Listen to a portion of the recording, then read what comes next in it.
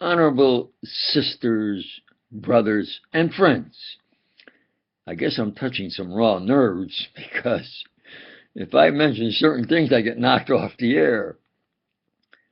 So I'll try again. This is an addendum I had prepared sequentially from memory, but then I just had to try to get it done in 15 minutes, about 15 minutes. I understand I can go maybe 30 minutes, but maybe there are some that can only take me for 15 minutes. Uh, now they say some don't like the truth, and that is, I used to practice that when I did something, and that was, what I would say back then, PhD 21st C, or and a PhD 25th C, put forward concepts. It's now into this century, and even say like in futuristic in the 25th century.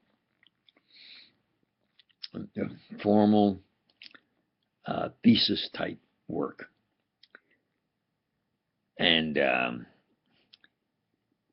so I used to practice, especially when I, not in time, brief time was there, but exceptional production, Area 51, is to do something, close the book, or take the paper and put the paper aside so I didn't maybe accidentally start talking about it and talking about something else. So I say it's my science, not my age. If I start a subject and then maybe deviate and don't complete the subject. So there are certain things I want to mention that I had sequentially prepared before they knocked me off the air. And thinking back, that was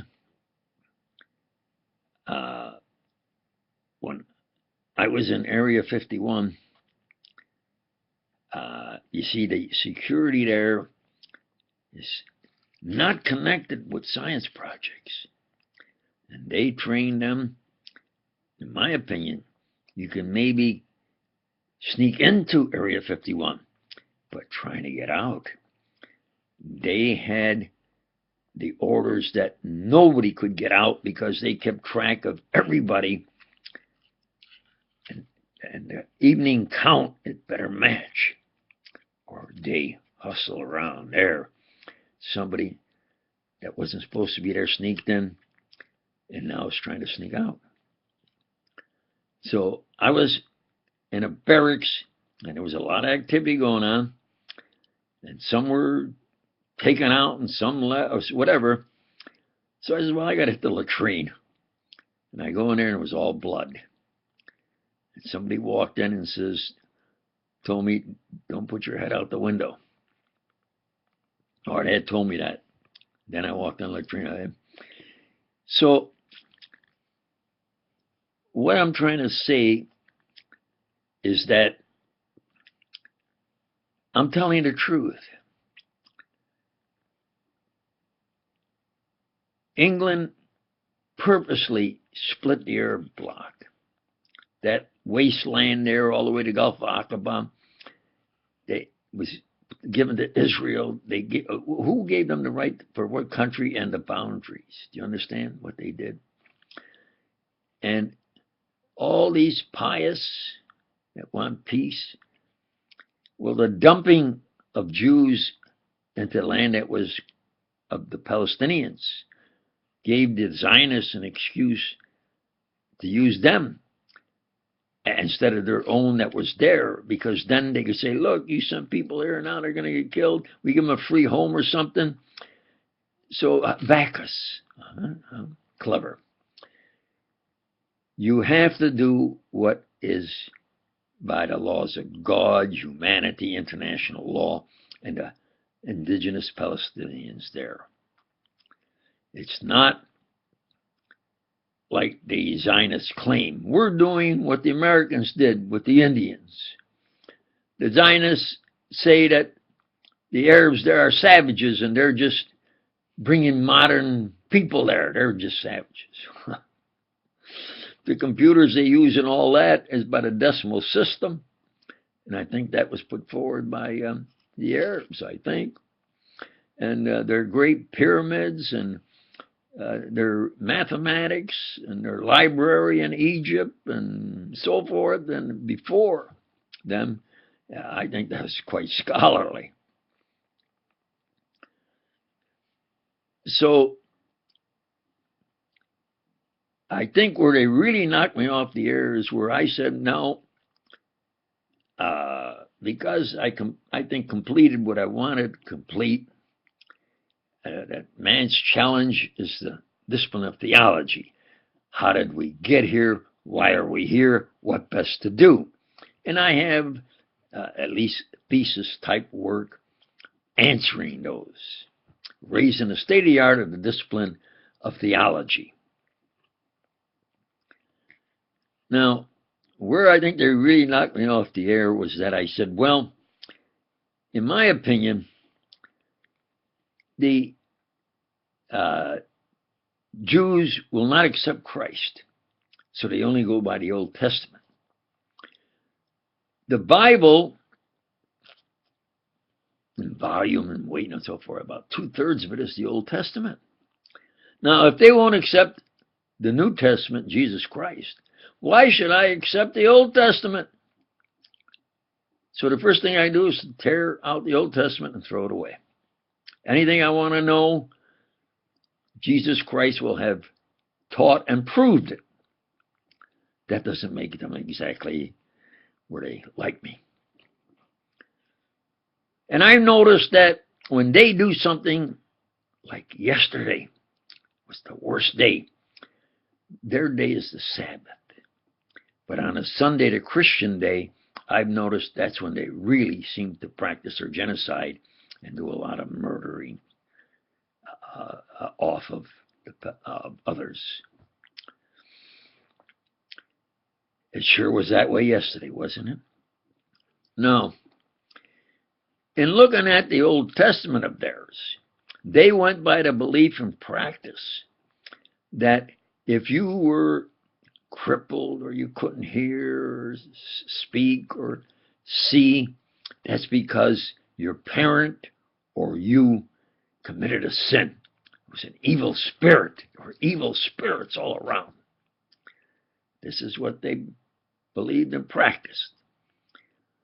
And Christ said, no, to the blind man, neither your parents or you sinned. Do you believe, he asked that man born blind, that I am the Son of God? And the blind man said, yes. He says, therefore, he granted him sight instantaneously. He says, oh, now go show yourself to the leaders in the temple. You understand? So, you read that. It's, especially, I think, in the discipline of law, quite at least interesting. Now, where I said, well, if they believed and still say the Old Testament, and there's always all these evil spirits, Christ was challenged and appeared before him the devil. Christ was living among the Jews. So the devil appeared to Christ while he was living with the Jews. Isn't that correct? Well, where is this devil in the world? As far as I know, it's with the Jews in that area. Well, if therefore the devil is in that area, then the Jews are the chosen people of the devil, not of God. devil appeared while he was there to Christ when the Jews, and the Jews believe in evil spirits that they told the blind man and his parents that they were sinners because, look, the fellow was blind. And Christ says, no, neither your parents or you have sinned, and gave him an instantaneous sight. He says, now go show yourself to the leaders in the temple. So they are the chosen people of the devil. And Christ said they are not of God, or they would believe in him and become Christians, which St. Peter did, and the other apostles. Isn't that the beginning of Christianity? You have to believe in Christ and be a Christian no matter who or what. That doesn't mean that you have to be a Christian. That's what the Christians believe. The Arabs believe in whatever they want to believe. You believe in what you want to believe. And I think God will grant who he wants to grant. We're all equal. We're all start at zero in front of God. And then God decides. No matter who you say your God is and your prophets and all that, you have that right. But the Zionists are of the opinion that they are chosen and everybody else is below them.